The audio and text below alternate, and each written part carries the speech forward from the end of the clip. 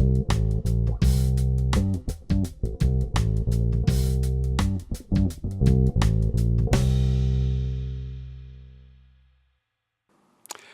this video, I want to talk about habits and how habits can contribute to your resilience. When we talk about habits, we often think of bad habits, the things we shouldn't be doing, the things that we're not meant to do, they're wrong somehow. And ever since a child, perhaps we've been trying to get rid of our bad habits, the sorts of things that we try and stop at New Year and carry on in February. So there are bad habits, but there's also good habits. There's also habits that kind of give us energy and that enable us to do things. And so I'm not so interested in the good or bad. It's more kind of helping you get curious about which habits drain you, which habits energize you. And when I talk about habits, I'm not just talking about the things you do. I'm also talking about your thoughts and your feelings as well. So we often have regular responses in our thoughts to situations and also regular feelings that come up in certain situations and the way that we interpret them. So for example, you might have bad habits in terms of behaviour, in terms of what you do, that are about staying up late or are always arriving late to lectures.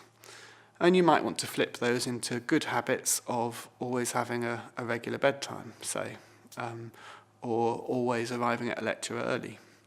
So when I say good here, I mean energising for you, not right or wrong from anyone else's perspective. And when it comes to thoughts, perhaps you always have a thought when you turn up at a particular lecture, oh, this is going to be boring. That's pretty draining, because actually sitting through boring lectures is, well, boring, and it drains your energy. What if in that lecture you had a habit that was staying curious? What if you had a habit that every lecture you went to, you tried to learn at least one thing? Maybe that would start to energise you. But habits can also be about how we feel. Perhaps whenever a certain friend starts talking about a situation, you have an automatic response, an automatic feeling that kind of makes you feel drained.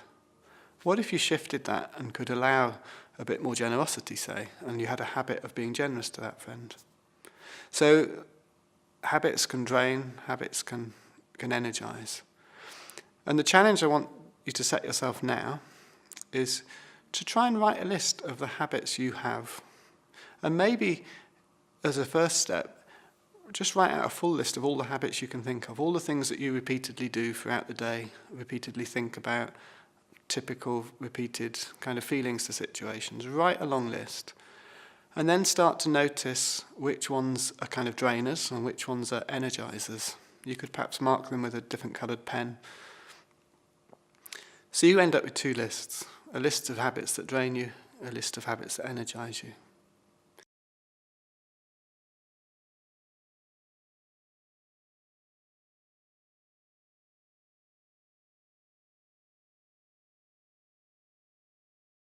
And the challenge I'd like to set you is to pick 3 from each list.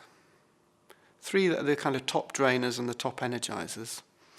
And identify some steps you can take towards taking away those drainers and ensuring that the energisers happen. You'll know what works for you and you'll know what those habits are. And notice when you start to identify the habits that energise you, they'll be connected in some way to what matters to you, your values. So as you do this exercise, partly what you'll be doing is starting to recognise again how your values come into being through the habits of what you do each day. And the real challenge is to then set yourself a task of trying to make the changes necessary, trying to take the steps that will make those habits become regular habits that energise you rather than drain you.